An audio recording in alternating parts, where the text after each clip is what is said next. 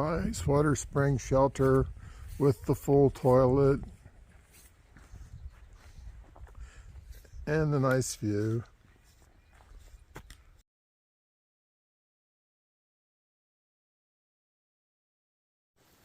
The trail is covered in ice this morning. It's not making it easy to hike.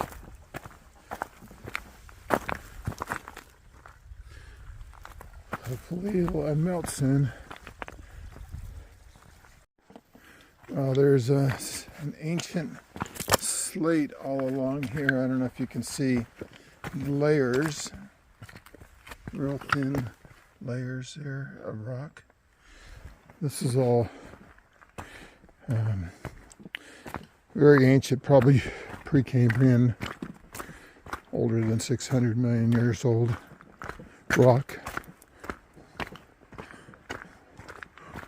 But it's indicative of the fact that it was deposited in an ocean and then uplifted into the mountains during the various Appalachian mountain building processes. Or mountain building is known as an orogeny. So there's a new word for the day. There were 4 Appalachian orogenic activities or mountain building episodes. I think that's right. Before more recent research might have shown something different. On the west coast, to continue our geology lesson, the Pacific plate is being pushed underneath the North American plate in a process known as subduction. So, but that's not what happened here on the East Coast. I'll get back to that in a second. But at any rate, the process, of subduction leads to orogeny. That is, subducting the Pacific plate underneath of the North American plate leads to mountain building. It's also a very common geologist t-shirt that says subduction leads to orogeny. On the East Coast, the whole Atlantic Ocean opened up and pushed North America further away from Europe and Africa, and that led to the mountain building process. And there was probably island arcs that formed off the coast that added igneous materials at various points. But those mountain buildings were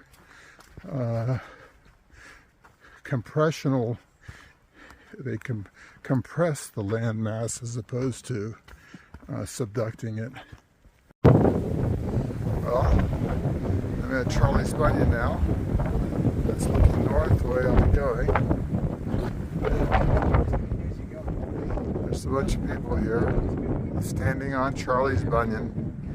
All these years since I've been here last, Charlie still has his bunion. But there's more people on it now.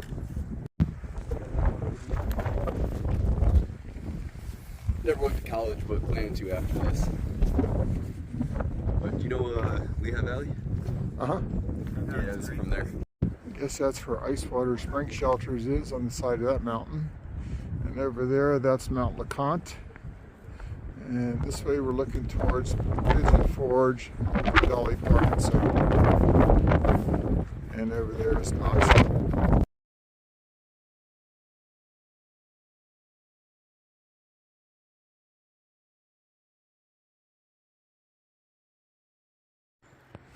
Wow, look at this moss here.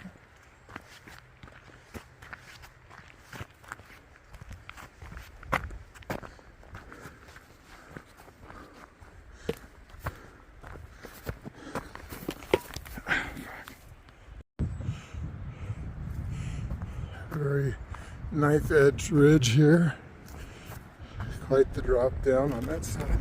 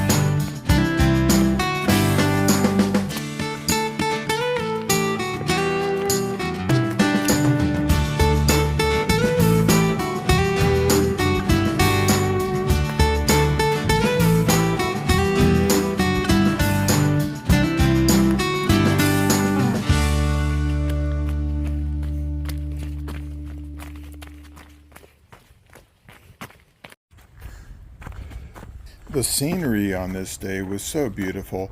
I'm just going to let you enjoy what I saw and listen to the music.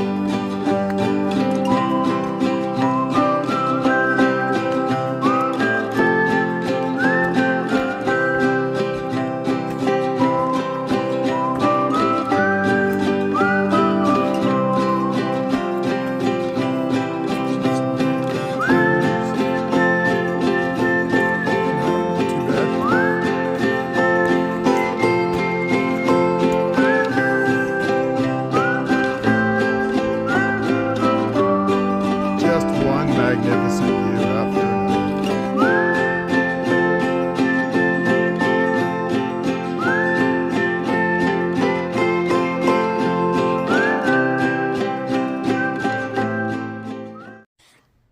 Here's a turning off to Peck's Corner Knob.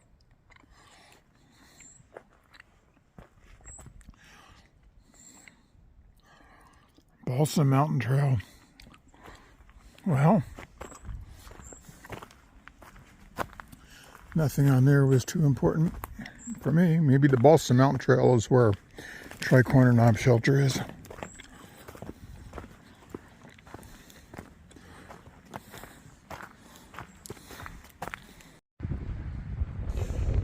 Another superb view, this time looking to the west.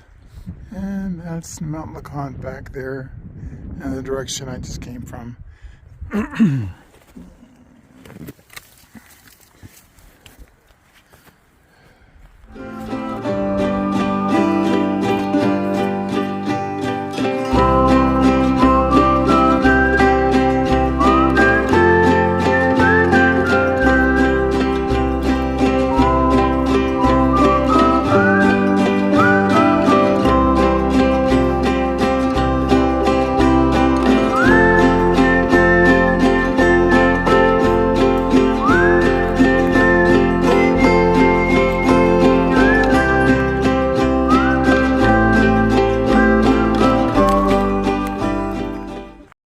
That last view was at Eagle Rocks, and it was at mile 219.5 from Springer Mountain, Georgia.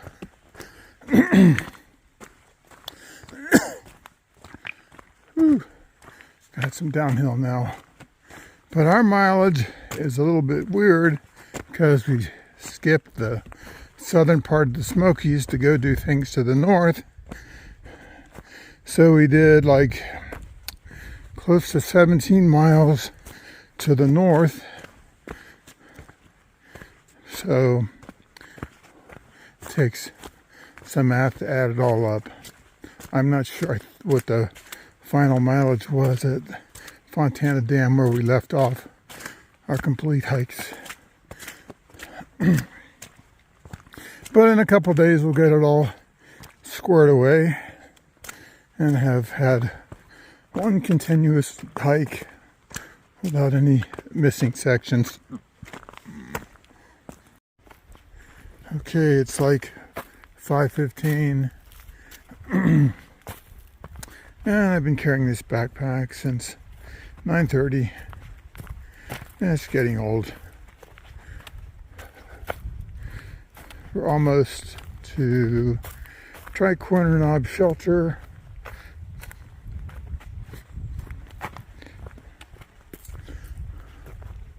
But we really need to make more miles.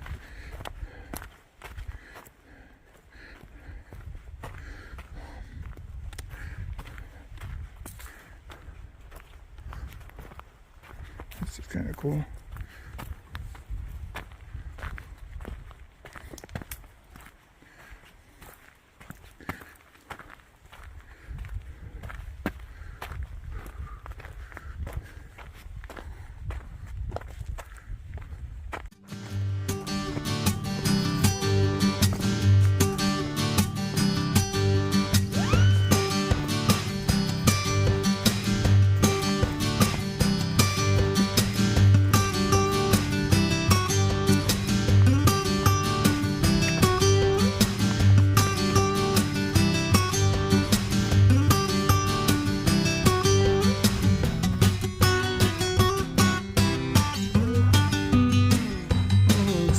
Change the gear to go back up. Well, this is a Tri-Corner Knob Shelter. There's not much good camping here, that's for sure. But there's a spring over there, that's good. 6:48 p.m. Still hiking.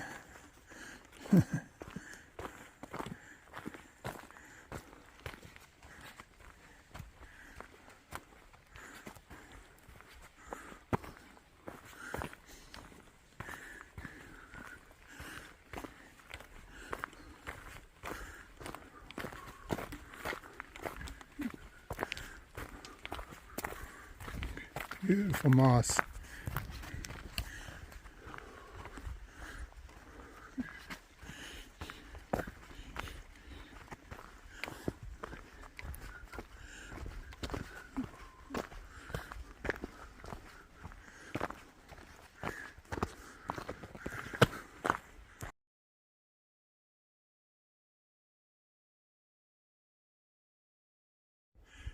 Here's another impressive view.